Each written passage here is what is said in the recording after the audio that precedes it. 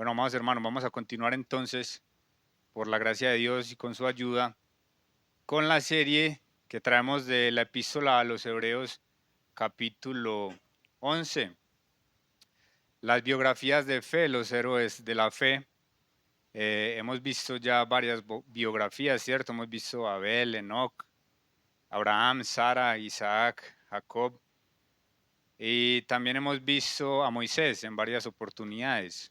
Hoy también vamos a continuar con algo de la vida de Moisés, pero también vamos a ver la fe del pueblo bajo su liderazgo, porque vamos a leer en la epístola a los Hebreos el capítulo 11, el versículo 29. Recordemos que hemos estado viendo relacionado a la vida de Moisés, pero también vimos la fe como de sus padres, la fe de la nación, y hoy precisamente también es sobre la fe de la nación bajo el liderazgo de Moisés.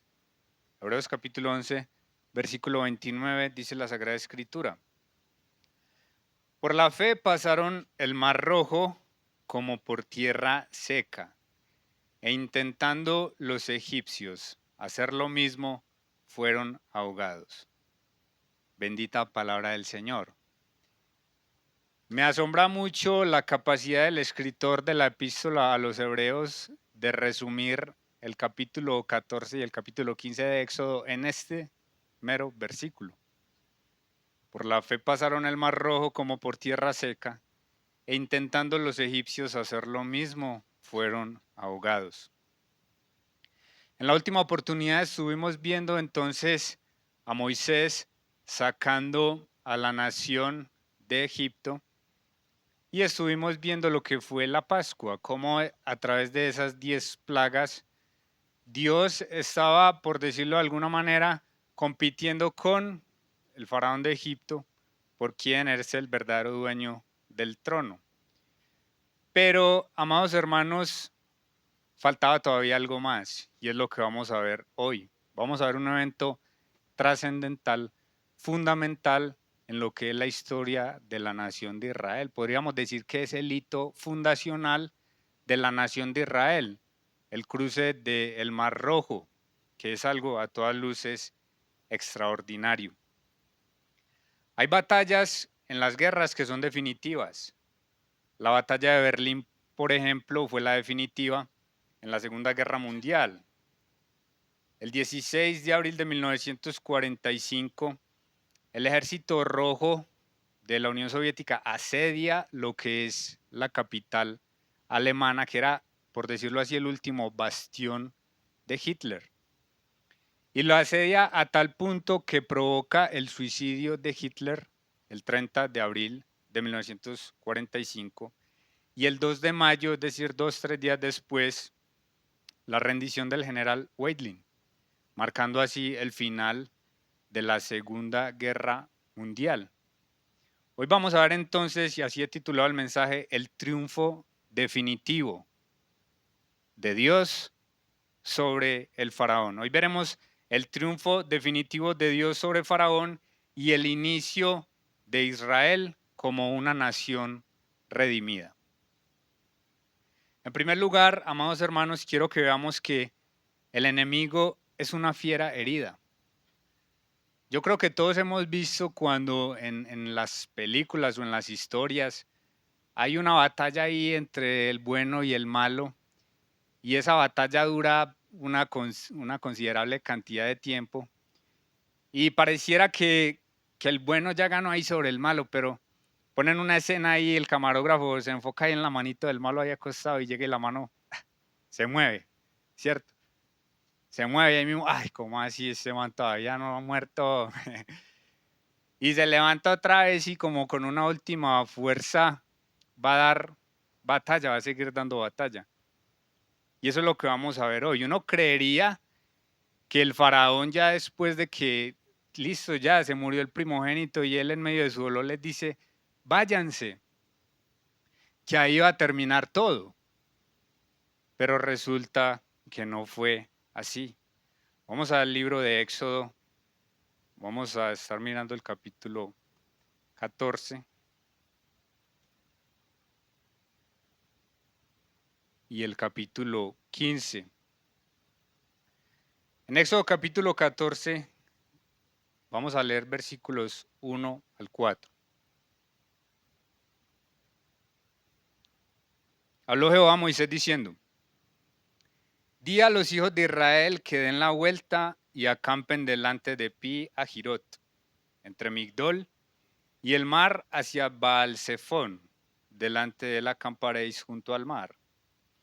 Porque Faraón dirá de los hijos de Israel: encerrados están en la tierra, el desierto los ha encerrado.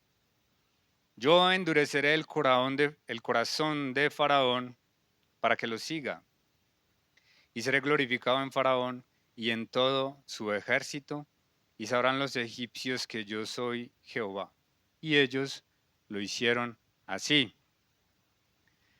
Yo tengo un mapita por ahí, si me lo puedes poner por favor. Vamos a ver que lo que le está diciendo el Señor a Israel que haga es una jugada aparentemente tonta. ¿Por qué? Esta es la tierra de Egipto, ¿cierto? Recordemos que ellos al principio con José se instalaron por aquí en lo que fue la tierra de Gosén, pero luego cuando van a salir de ahí ellos se reúnen aquí en una ciudad que se llama Ramesés. Eso es lo que dice la escritura. Ellos desde Ramesés es que luego se reúnen, salen y ellos cogen una ruta, amados hermanos, aquí, esas ciudades que mencionó ahí en los versículos 1 y 2, quedan justamente más o menos por aquí. Entonces es una jugada aparentemente tonta. ¿Por qué? Porque hacia el sur, ellos van en dirección hacia el sureste y precisamente hacia el sur hay un desierto tremendo. Y hacia el este está ¿qué? El mar.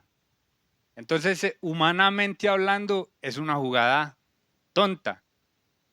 Yo me imagino al faraón pensando: estos esclavos sí son tontos, hombre, ¿cómo así que cogieron esa ruta? Pero todo es un plan divinamente maestro. Aunque sea aparentemente tonto, es un plan divinamente maestro. Dios sigue estando en el control, amados hermanos.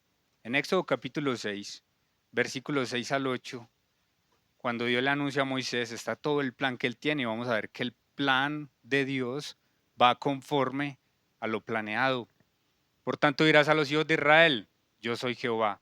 Yo os sacaré de debajo de las tareas pesadas de Egipto y os libraré de su servidumbre y os redimiré con brazo extendido y con juicios grandes.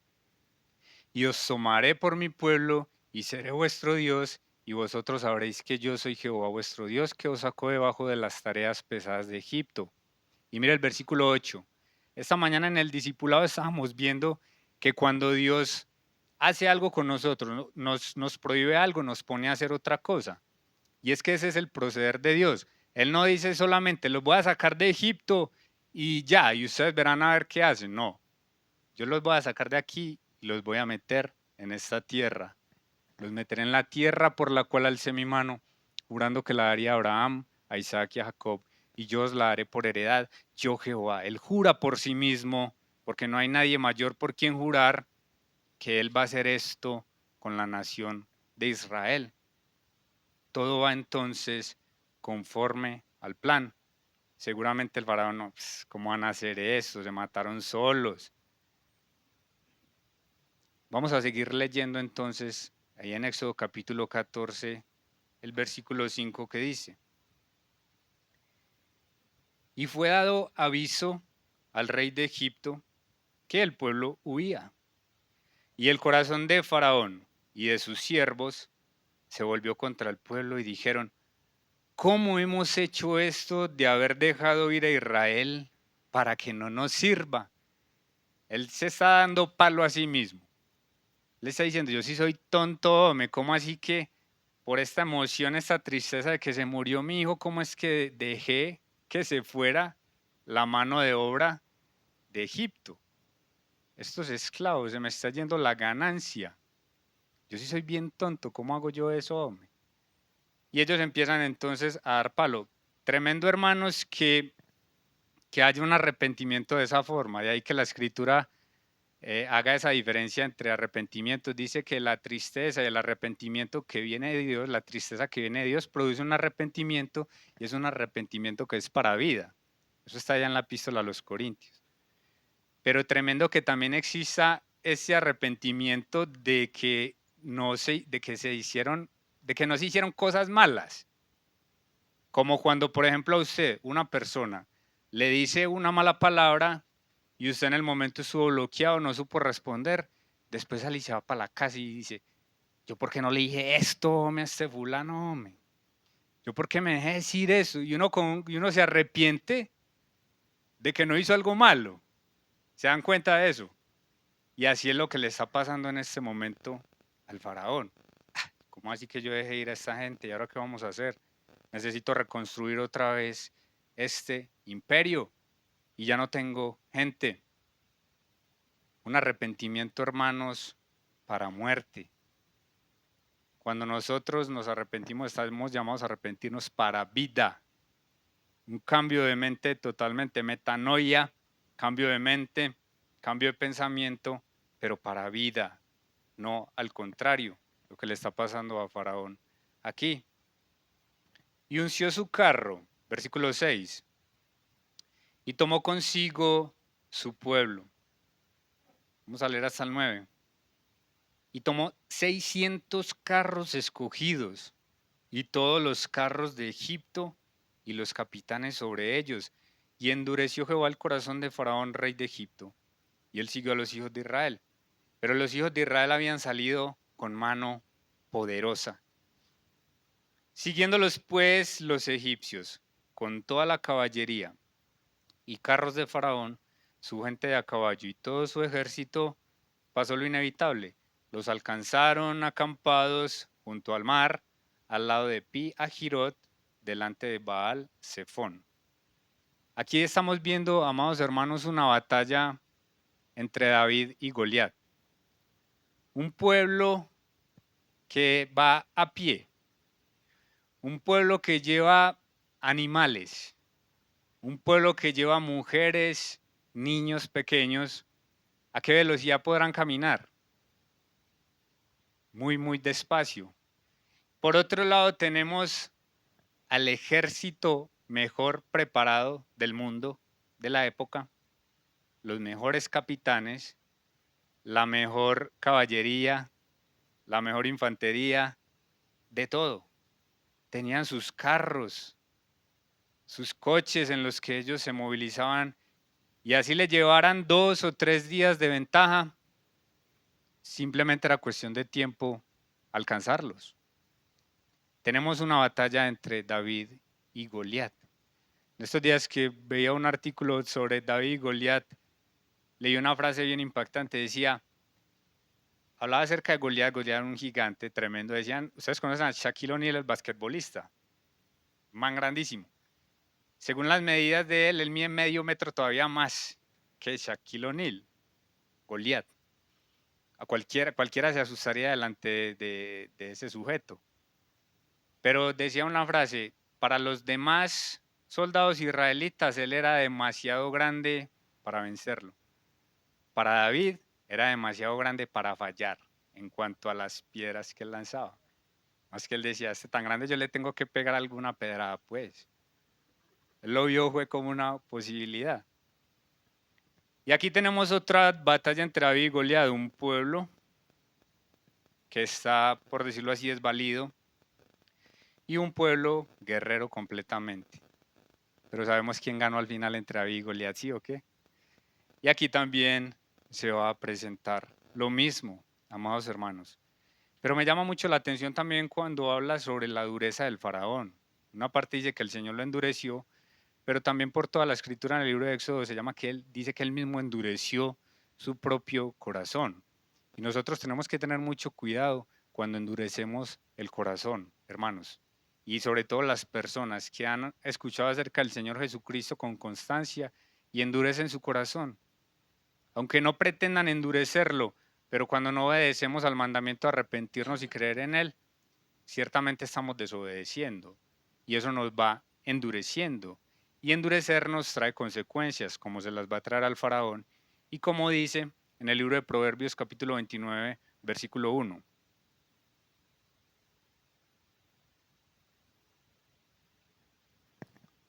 El hombre que es reprendido, ¿ya lo había reprendido el Señor a través de las plagas o no? Bastante.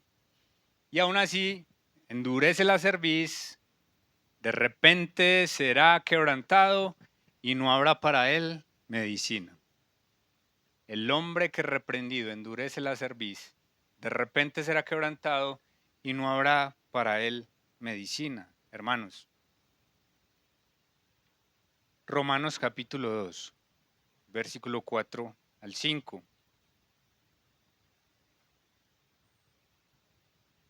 Quiero hablarle a las personas que aún no han recibido a Cristo por la fe. Menosprecian las riquezas de su benignidad, paciencia y longanimidad, ignorando que su benignidad te guía al arrepentimiento. Pero por tu dureza y por tu corazón no arrepentido, atesoras para ti mismo ira para el día de la ira y de la revelación del justo juicio de Dios. El juicio de Dios es ante todo, hermanos, justo. Ante todo, justo. ¿Ustedes creen que el faraón estaba acumulando ira para el día de la ira? Lo hizo. Que no le pase a usted también. Que no le pase. Versículo 10. Volviendo allá en Éxodo capítulo 14. Cuando Faraón se hubo acercado, los hijos de Israel alzaron sus ojos y aquí que los egipcios venían tras ellos. Por lo que los hijos de Israel temieron en gran manera y clamaron a Jehová. Y dijeron a Moisés, ¿no había sepulcros en Egipto que nos ha sacado para que muramos en el desierto? ¿Por qué has hecho así con nosotros que nos has sacado de Egipto? ¿No es esto lo que te hablamos en Egipto diciendo, déjanos servir a los egipcios? Porque mejor nos fuera servir a los egipcios que morir nosotros en el desierto. Tremendo, hermanos. Tremendo con lo que se está encontrando aquí Moisés. ¿Por qué? Porque una cosa es ya de por sí tener al ejército más poderoso del mundo como enemigo, ¿cierto? Un enemigo externo grande. Además de eso, sumarle un enemigo interno. Eso sí, eso puede acabar con cualquiera, hermanos. Nosotros como cristianos, hermanos, debemos tener mucho cuidado de no ser una carga para el liderazgo de la iglesia, hermanos. Ustedes no saben ya que el liderazgo, la carga que tiene de por sí, de enseñar a la iglesia, de buscar eventos en los que la iglesia pueda de pronto crecer, todo lo que esto conlleva, cubrir tantas cosas, hermanos, orar por aquellos, orar por los viejos tercos, orar por los jóvenes inexpertos, tantas cargas que tiene el liderazgo de la iglesia para que uno como pueblo, las luchas externas, porque nuestra lucha no es contra carne ni sangre, sino contra huestes espirituales de maldad. Todo ese combate y también, hermanos, darles combates internos es algo muy, muy pesado, hermanos, y debemos tener cuidado con eso y orar por el liderazgo de la iglesia. Pero, amados hermanos, me llama tanto la atención que tanto en la fundación de Israel como en la fundación de la iglesia hubo un pecado característico y es la murmuración. Mucho cuidado, amados hermanos, con la murmuración. Es un pecado que lo subestimamos, lo subestimamos. Pensamos mucho en lo que es fornicación, adulterio, mentiras, divisiones, pero hermano, la murmuración precisamente puede traer divisiones. La murmuración es algo delicadísimo, hermanos. No prestemos nuestros oídos para la murmuración, ni nos prestemos nosotros también para hacerlo. Tremendo que tanto en la fundación de Israel como en de la iglesia, la murmuración, vos ves a la iglesia naciendo en Hechos, capítulo 2, 3, 4, qué hermosura, cómo crecen, cómo comparten todo. Y llega a capítulo 6 y empieza una murmuración ahí, que las viudas de fulanita y esto y lo otro. Tremendo, hermanos. Mucho cuidado con ese pecado. Ahora, Warren Wiersbe decía una frase muy preciosa. Él dijo, el mayor trabajo de Moisés no fue sacar a Israel de Egipto. Eso lo completó en una noche. El mayor trabajo de Moisés fue sacar a Egipto de Israel. Quitar esa mentalidad que ellos tenían, hermanos. Recordemos que ellos llevaban siglos como esclavos.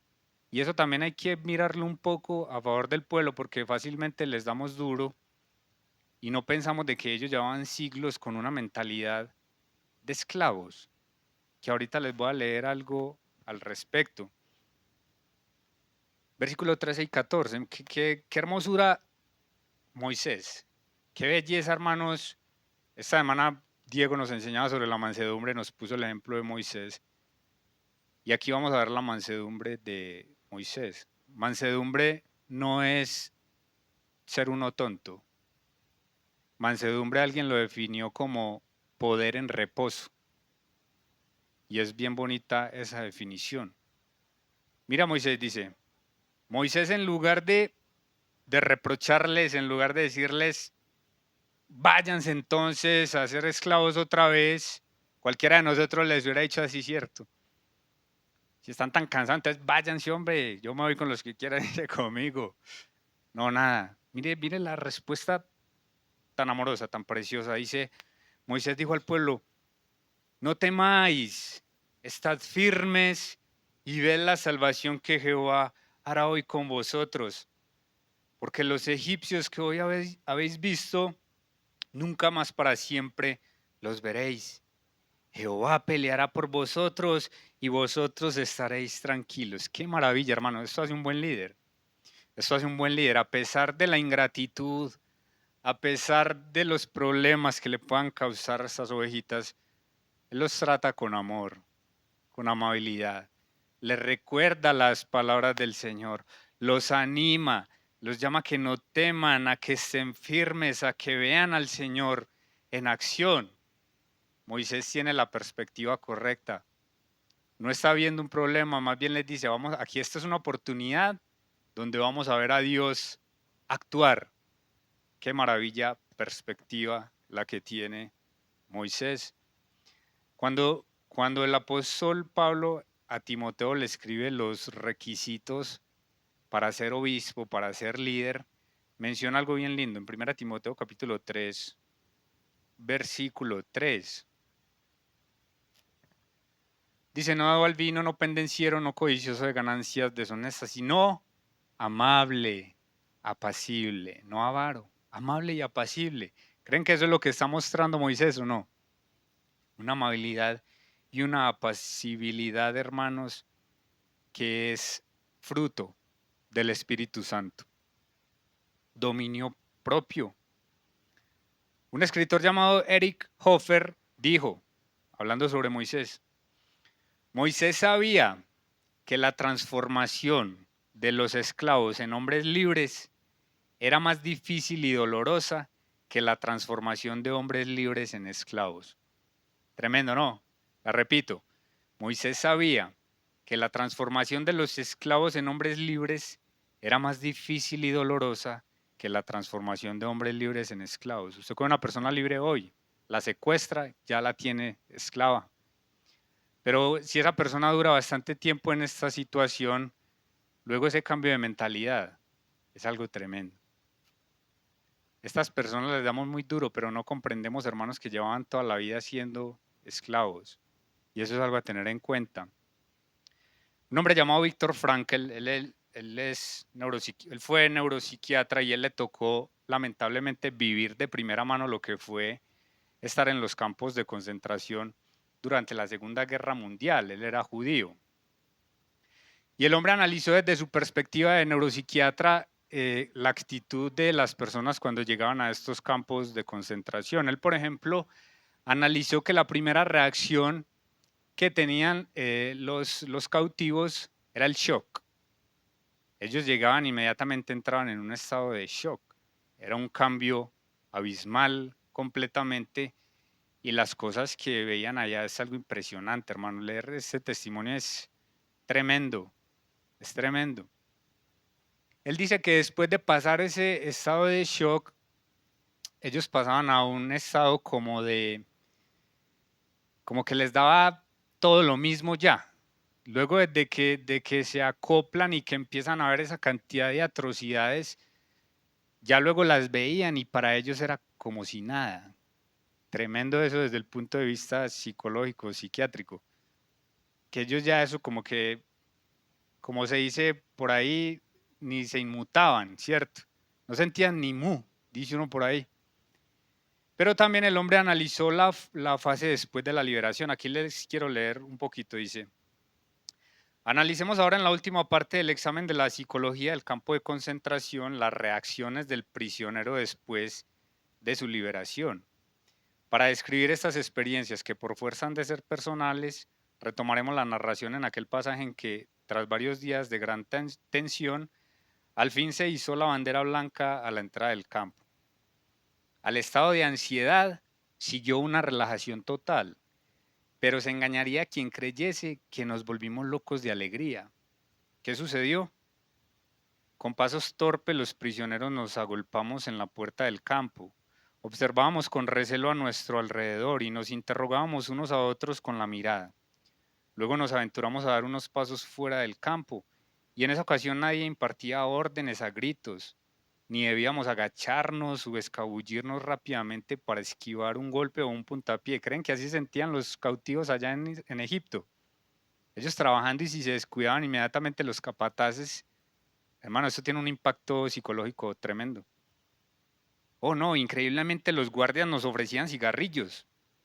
Al principio apenas los reconocíamos, se habían apresurado a vestirse de civiles. Nos adentramos lentamente por la carretera que partía del campo. Enseguida notamos las piernas doloridas, que amenazaban con doblarse, pero nos repusimos y marchamos a trompicones. Queríamos ver por primera vez los alrededores del láger. El láger era el campo de concentración. Con ojos de hombres libres. ¡Somos libres!, nos decíamos una y otra vez casi sin creerlo. Habíamos repetido esa palabra tantas veces durante los años que soñamos con la libertad que el término parecía gastado y carecía de sentido, no penetraba en nuestra conciencia, no comprendíamos su significado. Aún no creíamos que la libertad nos perteneciera. Hoy estamos hablando de prisioneros de 2, 3 años, a lo máximo 4. Ahora imagínese usted toda la vida siendo esclavo. Llegamos a los prados, aún no creíamos que la libertad nos perteneciera. Llegamos a unos prados cubiertos de flores, las contemplamos, pero no nos despertaban ninguna emoción. El primer destello de alegría se produjo al divisar un gallo con su cola de plumas multicolores, pero no fue más que un leve destello, aún no pertenecíamos a ese mundo. Al atardecer, al encontrarnos todos de nuevo en el barracón, un hombre le susurró a otro en tono confidencial: «Dime, ¿has sentido hoy alegría?». El otro contestó avergonzado: «Pues no sabíamos que los demás nos sentíamos de manera parecida. Sinceramente, no». Dicho con toda crudeza, habíamos perdido la capacidad de sentir alegría y teníamos que volver a aprenderla lentamente. Tremendo. Lo que les sucedía a los prisioneros se denomina en psicología despersonalización. Todo parecía irreal, improbable, como un sueño. No podíamos creer que fuera verdad. Tremendo, hermanos. Muchas veces les damos tan duro a la nación de Israel pensando, pero ¿cómo son tan tercos de esto? Sabiendo que en ellos hubo un impacto psicológico significativo. Moisés sí lo entendía. Moisés lo entendía de esa manera, de ahí que los tratara con amabilidad, con amor. La transición de esclavos en hombres libres es más difícil y dolorosa que la transformación de hombres libres en esclavos. Entonces, esto en primer lugar, el enemigo es una fiera herida, está persiguiendo a la nación de Israel. En segundo lugar, la batalla definitiva. Dios dirige, amados hermanos, pero llega un punto en el que el pueblo tiene que actuar. Tiene que actuar. Esto me acuerda mucho al hermano Guillermo, que hemos mirado este pasaje en múltiples ocasiones. Éxodo capítulo 14. Mira, hermanos, hay muchos momentos de nuestra vida en los que sí o sí tenemos que demostrar en lo que usted y yo creemos. Hay momentos en la vida en que son así. debemos demostrar nuestra fe. Le tocó a Abraham. Abraham confiaba en el Señor, pero cuando el Señor le dice, ofrezca a su hijo en sacrificio, ahí le tocó demostrar con hechos la fe que él tenía. De ahí que Santiago dice, muéstrame tu fe sin obras, yo te mostraré mi fe por mis obras. Lo que está diciendo Santiago es, tú dices creer en Dios, demuéstralo. Y en ocasiones hay que demostrarlo. Nehemías también. Nehemías era un hombre también, como lo estuvimos estudiando con Pachito, un hombre de oración y de acción. Él oraba, pero inmediatamente también ponía manos a la obra. Josué también, que creo que Dios mediante será la próxima enseñanza sobre Josué. Hermanos, hay momentos donde hay que pasar, como dice el dicho, del dicho al trecho, del dicho al hecho. Del dicho al hecho hay mucho trecho. Hay que pasar del dicho al hecho. Versículo 15, Éxodo capítulo 14. Entonces Jehová dijo a Moisés, ¿por qué clamas a mí? Di a los hijos de Israel que marchen. ¿Hay que ponernos en acción o no? Hay que ponernos en acción en ocasiones. En ocasiones debemos hacer lo que manda el Salmo 46, versículo 10. Estad quietos y conoced que yo soy Dios. Pero en ocasiones hay que marchar. Hay que marchar, hermanos. Acción. Hay una canción muy preciosa de Santiago Benavides que dice, de la sorpresa la fe es la llave. Tú das el paso y el mar se abre. Y eso es lo que tenemos que hacer muchas veces, dar el paso, creer, confiar en el Señor. Nuestras acciones deben demostrar lo que decimos con nuestras palabras, amados hermanos. Isaías capítulo 42, versículo 16.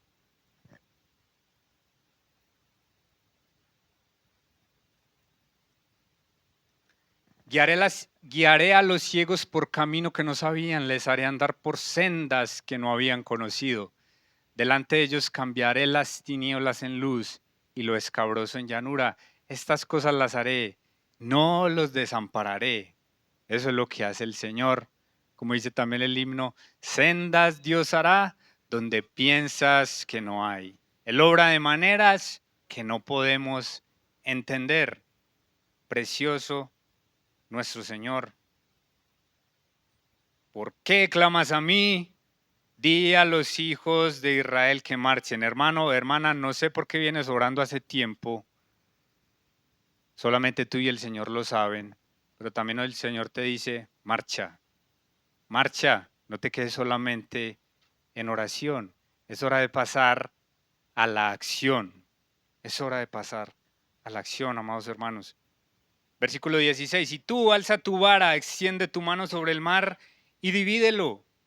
Y entren los hijos de Israel por en medio del mar en seco. ¿Recuerdan cuando Dios le hizo el llamado? A él le dijo, ¿qué tienes en tu mano? Una vara, lánzala. Y hermanos, muchas veces, como nos decía Pachito ahorita, creemos que para servir al Señor necesitamos como de cosas extraordinarias. Yo quisiera tener el don de evangelismo para llenar un estadio y predicarle a 45,000 personas al mismo tiempo.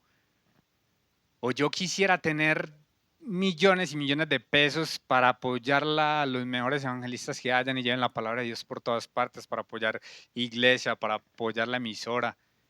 Y uno siempre quisiera como tantas cosas para servir cuando el Señor nos pregunta, ¿qué tienes a la mano? ¿Qué tienes en la mano? Hoy le pregunta el Señor a usted, ¿qué tiene en la mano? Él lo puede usar para su gloria y para bendecir a otros. No piense con cosas extraordinarias. Lo que usted tiene ahí a la mano, el Señor lo puede utilizar para su gloria y para bendición de las personas. ¿Recuerdan también al niño que tenía ahí 5 panes, 2 peces? Y el Señor lo utilizó para alimentar a la multitud. Dios puede usar sobrenaturalmente lo que tú tienes a la mano. Versículo 17, aquí yo endureceré el corazón de los egipcios para que los sigan, y yo me glorificaré en Faraón y en todo su ejército, en sus carros y en su caballería, y sabrán los egipcios que yo soy Jehová, cuando me glorifique en Faraón, en sus carros y en su gente de a caballo. Y el ángel de Dios que iba delante del campamento de Israel se apartó e iba en pos de ellos, y asimismo la columna de nube que iba delante de ellos se apartó y se puso a sus espaldas. Qué precioso esto. E iba entre el campamento de los egipcios y el campamento de Israel. Y era nube y tinieblas para aquellos, y alumbraba a Israel de noche, y en toda aquella noche nunca se acercaron los unos a los otros. Ellos tuvieron miedo. Ellos lograron ver el ejército de Faraón desde lejos. Qué sé yo, de pronto nosotros mirar aquí las montañas de Medellín, unos por allá bajando por el oeste y ellos allá en otra montaña se alcanzaron a ver, pero dice la escritura que nunca se acercaron. Y esta columna del Señor que para unos fue tiniebla, para su pueblo fue luz. Qué hermosura, hermanos, cómo Dios hace la distinción con su pueblo. En estos días salió un video de Jesús Arián Romero, que es lamentable que este hombre como se desvió completamente la fe.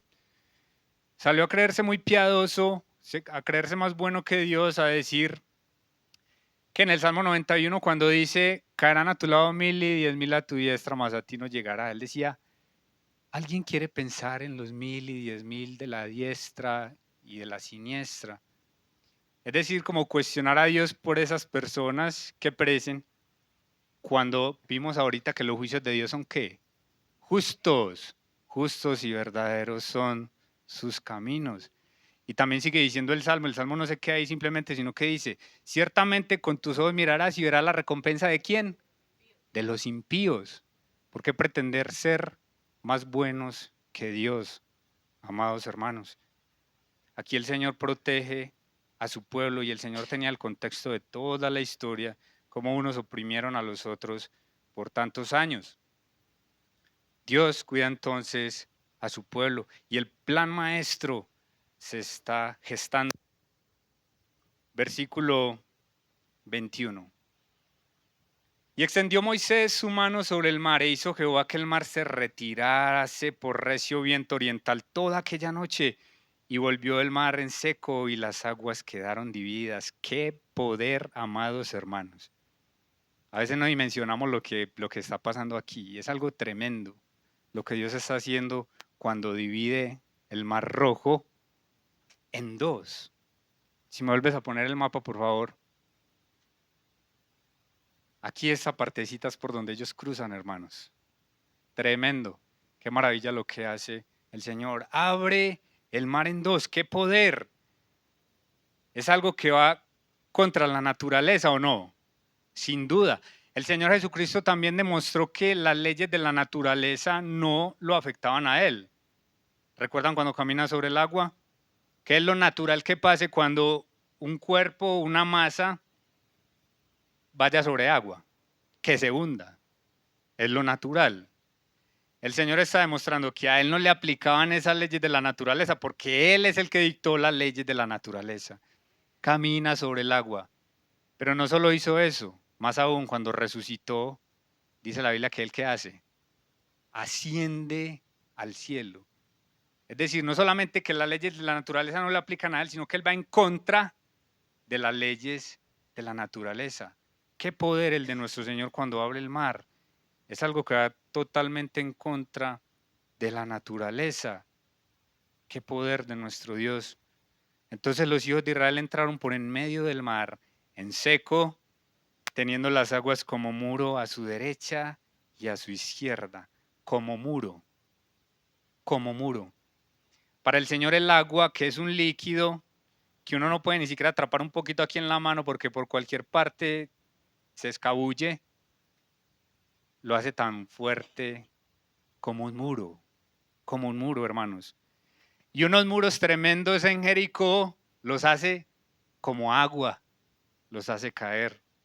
Qué poder el de nuestro Dios. Precioso nuestro Dios. Versículos 23 al 28. Siguiéndolo los egipcios entraron tras ellos hasta la mitad del mar, toda la caballería de Faraón, sus carros y su gente de a caballo.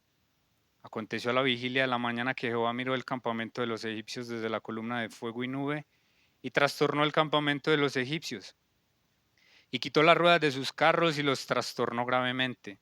Entonces los egipcios dijeron, huyamos de delante de Israel porque Jehová pelea por ellos contra los egipcios. Aquí me quiero detener un momentico, hermanos, porque es lo que les decía ahorita. Un arrepentimiento de ellos, pero porque ya están viendo las consecuencias encima. Que no le pase a usted, amigo o amiga, que ya cuando no haya tiempo, usted le toque estar delante del Señor y rendirle cuentas. Ahí ya no hay vuelta de hoja, ahí ya no hay vuelta atrás. Huyamos de delante de Israel porque Jehová pelea por ellos contra los egipcios. ¿Cómo así? Ese es el momento apenas de darse cuenta cuando ya vieron todo lo que había pasado a través de las plagas.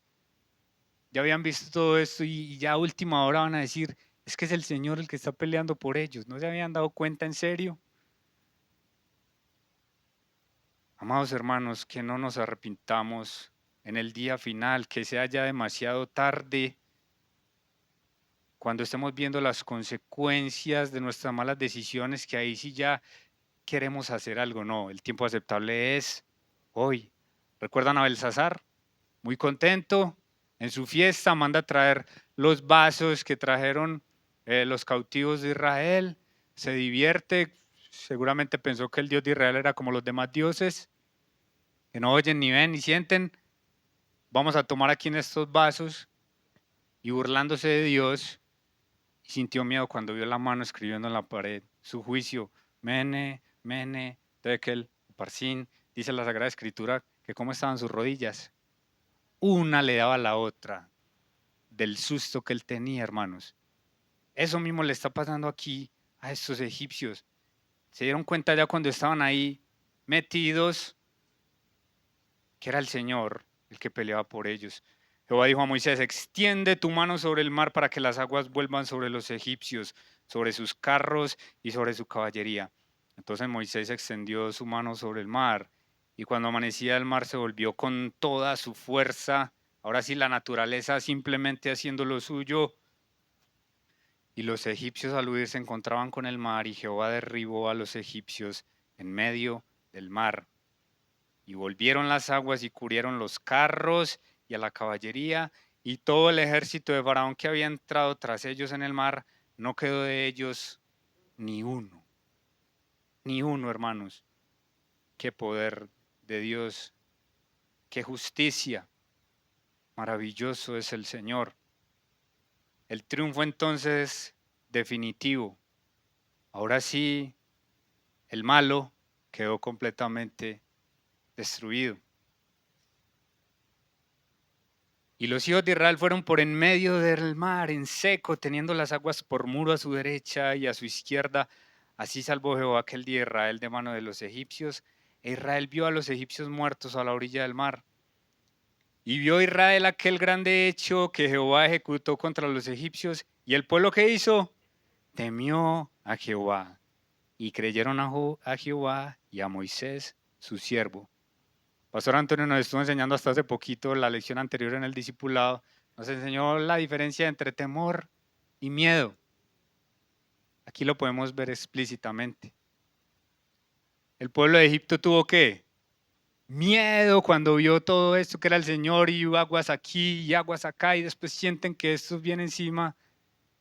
El pueblo de Egipto sintió miedo y el pueblo de Israel sintió temor. Un temor reverente hacia nuestro Dios, amados hermanos. En tercer lugar, entonces viene la celebración del triunfo. Después de una victoria, viene una celebración. Me parecen muy lindas las canciones que cantamos hoy después de la alabanza, porque precisamente cantamos y cantamos con alegría, y en cada una de ellas estaba exaltando la obra de Cristo. La cruz, en aquella cruz, su sangre derramó, y todo eso lo hacemos cantando, porque el canto significa alegría, ¿o no? En tercer lugar, la celebración del triunfo. La canción de redención, y esa quiero que la veamos en una versión internacional.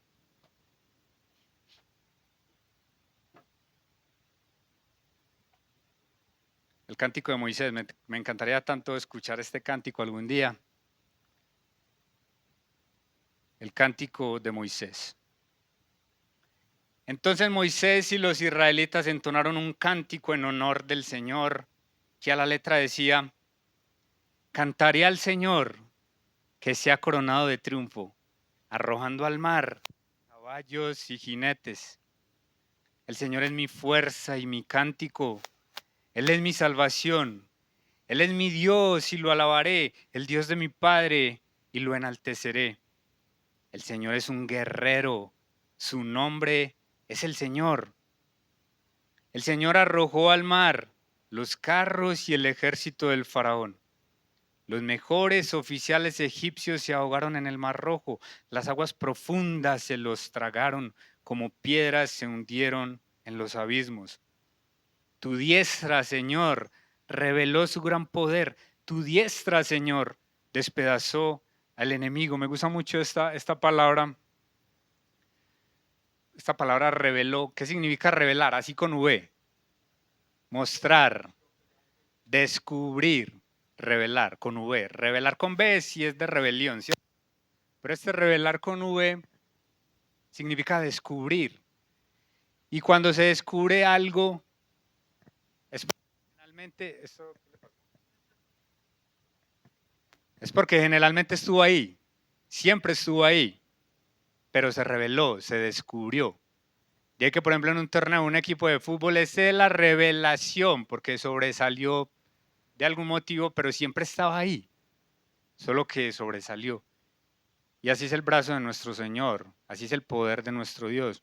Muchas veces de pronto no lo vemos, pero el hecho de que no lo veamos no significa que no esté ahí. El Señor lo descubre cuando sea necesario, a su tiempo. El poder de Dios se reveló, se descubrió, pero siempre estuvo ahí. Fue tan grande tu victoria que derribaste a tus oponentes, diste rienda suelta a tu ardiente ira y fueron consumidos como rastrojo. ¿Recuerdan? Acumular ira para el día de la ira. Ignoramos que en su paciencia, benignidad y longanimidad, que es como coger la paciencia de Dios y estirarla lo más que se pueda, creemos que porque no cae inmediatamente el castigo de Dios podemos seguir haciendo y deshaciendo, cuando esa paciencia, esa benignidad, esa longanimidad nos debe de llevar es al arrepentimiento, porque de lo contrario el Señor en cualquier momento va a dar rienda suelta a su ardiente ira y fueron consumidos como rastrojo. Bastó un soplo de tu nariz para que se amontonaran las aguas. Las olas se irguieron como murallas. Se inmovilizaron las aguas en el fondo del mar. Nuevamente, agua un líquido, pero en las manos del Señor se hacen como qué? Como murallas.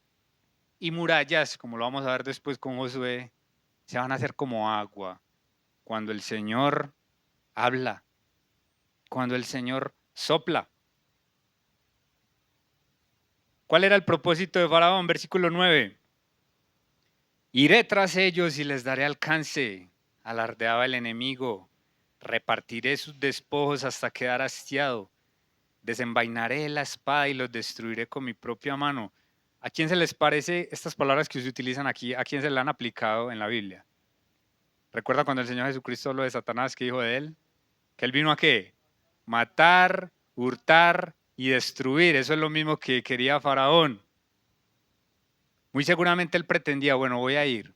Los que estén más fuertecitos, esclavos. Los débiles, los mato. Y voy a recuperar todas las pertenencias que ellos se nos llevaron. Matar, hurtar y destruir.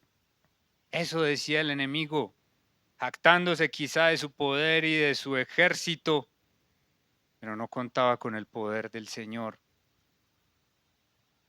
Ese ejército tan grande, ¿con qué cayó? Versículo 10, pero con un soplo tuyo se los tragó el mar. Se hundieron como plomo en las aguas turbulentas. ¿Quién, Señor, se te compara entre los dioses? ¿Quién se te compara en grandeza y santidad? Tú, hacedor de maravillas, nos impresionas con tus portentos. Hermanos, si usted leyendo este capítulo, el anterior y este, no se impresiona, examínese, examínese, porque estos portentos lo deben impresionar a uno. Poneme ese versículo, este 11 en Reina Valera, por que sí me gusta más Reina Valera este versículo. Esta parte que dice, ¿quién como tú magnífico en santidad? ¿Quién como tú magnífico en santidad? Qué maravilla, hermanos, como siempre cuando se ven los juicios de Dios se exalta su santidad. Siempre. Cada que usted vea un juicio de Dios, preste atención que por ahí después se va a exaltar la santidad de Dios. No lo vamos a leer, pero en el primer libro de Samuel capítulo 6, capítulo que me fascina, me encanta cuando los filisteos capturan el arca del Señor, que se la llevan para Filistea. Me encanta el sentido del humor de Dios porque lo que hace es que meten el arca del Señor en el templo de Dagón y al otro día cuando van, ¿cómo está Dagón? Arrodillado, arrodillado delante del arca del Señor. Que me da risa, ¿cierto? Qué tremendo, hermanos. Cómo el Señor se burla de los dioses con D minúscula. Luego ellos se dan cuenta que por tener el arca del Señor entonces les están viniendo una serie de consecuencias, les salen tumores y todo esto y hasta que caen en cuenta, creíamos que esto era un triunfo, pero nos embalamos. Resulta que ellos hacen pues una cuestión y es que cogen unas vacas que tienen unas crías recién naciditas, ustedes saben cómo es una madre vaca del ganado vacuno con sus hijitos, y dicen, si se va por el camino hacia allá es porque es del Dios de Israel el que viene a hacer esto. Y así pasa, sale y se va derechito para Israel. Pero llega a una ciudad que se llama Bet-Semes, allá en Israel, y estas personas se tomaron la cuestión muy deportivamente también. Quién sabe qué había en sus corazones, pero también se tomaron la cuestión muy deportivamente y dice la escritura que ellos miraron el arca del Señor. Dice la escritura que ese día murieron 70,000 personas por mirar ahí el arca del Señor. La santidad del Señor, hermanos. La santidad del Señor. Y en Apocalipsis capítulo 15, versículos 3 y 4, ese sí quiero que lo leamos. Apocalipsis 15, 3 y 4. Cantan el cántico de Moisés, siervo de Dios, y el cántico del Cordero. Qué maravilla que nos vamos a unir a él en el futuro para cantar esto. Diciendo, grandes y maravillosas son tus obras, Señor Dios Todopoderoso. Justos y verdaderos son tus caminos, Rey de los santos. Versículo 4. ¿Quién no te temerá, oh Señor, y glorificará tu nombre? Mire esto. Pues solo tú eres santo. Por lo cual, porque solo tú eres santo, todas las naciones vendrán y te adorarán, porque tus juicios se han manifestado. ¿Quién se te compara, Señor, entre los dioses? ¿Quién en grandeza y santidad? Extendiste tu brazo derecho y se los tragó la tierra. Por tu gran amor guías al pueblo que has rescatado. Sí, estoy leyendo Éxodo 15, nueva versión internacional. Voy por el versículo 14. Las naciones temblarán al escucharlo, la angustia dominará a los filisteos, los jefes edomitas se llenarán de terror, temblarán de miedo los caudillos de Moab, los cananeos perderán el ánimo. Ustedes recuerdan que cuando Josué hace pacto con estas personas que lo engañan, los gabaonitas, gracias, ellos le dicen precisamente, hemos escuchado cómo Dios los sacó usted de allá. Eso se disparó por todas partes, hermanos, lo que Dios había hecho con Israel. Y cuando esas personas escuchaban esto decían, aquí no hay forma de nada. Pues caerá sobre ellos pavor y espanto por tu gran poder. Señor, quedarán mudos como piedras hasta que haya pasado tu pueblo, el pueblo que adquiriste para ti.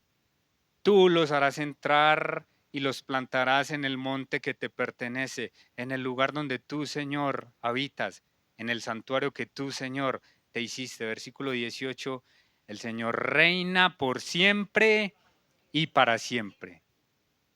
Como siempre les digo, amados hermanos, nunca digamos, Señor, toma el control de esto. El Señor nunca ha perdido el control, amados hermanos. Nunca ha perdido el control. El Señor reina por siempre y para siempre. La iglesia de Cristo, amados hermanos, así como Israel, puede unirse en cantar cantos de victoria como cantamos hoy también.